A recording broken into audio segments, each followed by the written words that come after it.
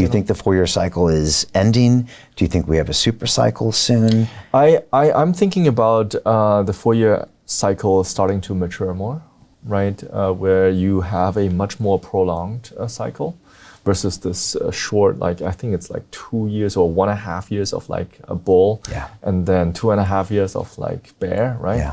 So I think, I actually hope, because if that happens, then the space is clearly maturing, right? Yeah. And that's kind of like where talent comes in, where long-term builders come in, and long-term holders will come in. Yeah.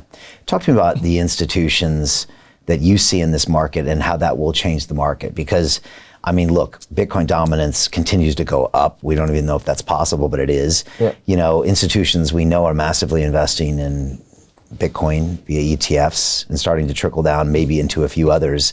We're seeing retail really not coming in yet. The Google searches are still really low. Yeah, it's strange. You know, well, yeah, what does this tell you about this market? Is that a good thing ultimately? And what does it do to volatility? How are you looking at this?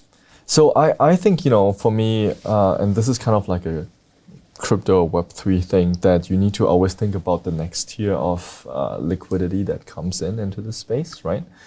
Now, if institutions are now the big players in this bull run, then there's not much room on the top either, right? Yeah. The next one is probably the government that has more money to play with, right?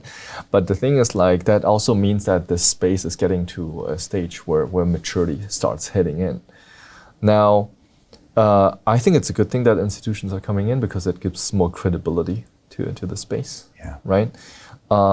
I do believe that when it starts running, retail will come back.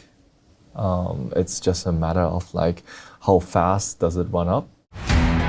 How do you get out of a rat race? How do you create wealth not only for yourself, but also for the generations to come after? I am absolutely amazed with the quality of companies that we're getting exposure to. We go on to Zoom calls with the innovators and the folks who are building new applications in metaverse, blockchain, artificial intelligence, decentralized finance. What's going on, everybody? Thumbs up if you can see me. We are focusing on early stage investment. And the quality of people that we're getting exposure to, whether it be Dan Tapiero with 1RT, Jason Ma from Open, Yatsu from Animoca. It's been a phenomenal experience thus far. It has far exceeded my expectations. We are focusing on cutting edge technologies. I view it now as the best investment I've ever made. The upside, I view, is unlimited. And as a retail investor, I would never get this exposure anywhere else outside of Investment Club. See you in the Investment Club.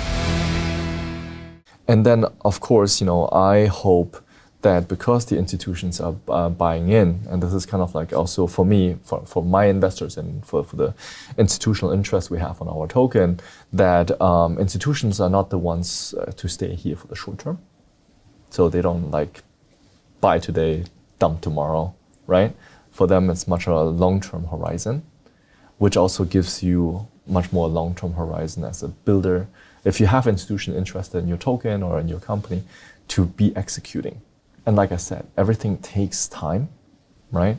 And if you have only like community buy-in that is like hype like this, how are you gonna have like the sustainability, the persistence to keep going, right? You have some pretty big investors like Animoca, Cardano, SBI.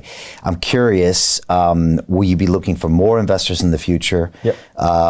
Is there a token generation planned anytime this year? And what are you looking for? Are you looking for more institutions, bigger money? Yep. So on my end, like I've spent a lot of time in institutional exposure. The game for tokens this year is to deal with institutions, right?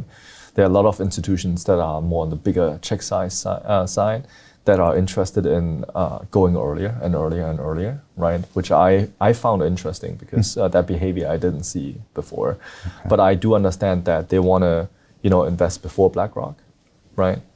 So they need to take more risks, and then because they're smaller, right? And then being able to do that way.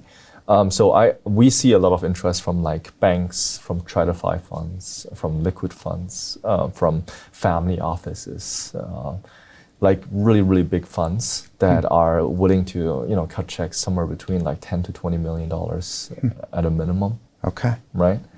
And so that gives me confidence that, we could be, building something that is much, much bigger, because we have kind of like a very ambitious vision, right?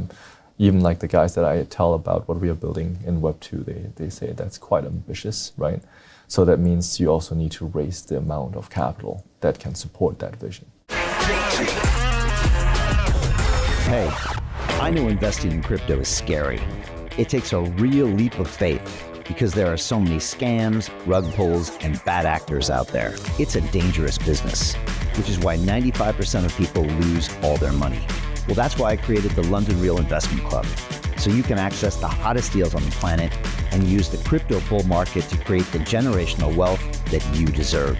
Join my team of over 100 people from around the world that are making millions of dollars behind the scenes investing in blockchain, AI, Web3 games, DeFi, Bitcoin, and more.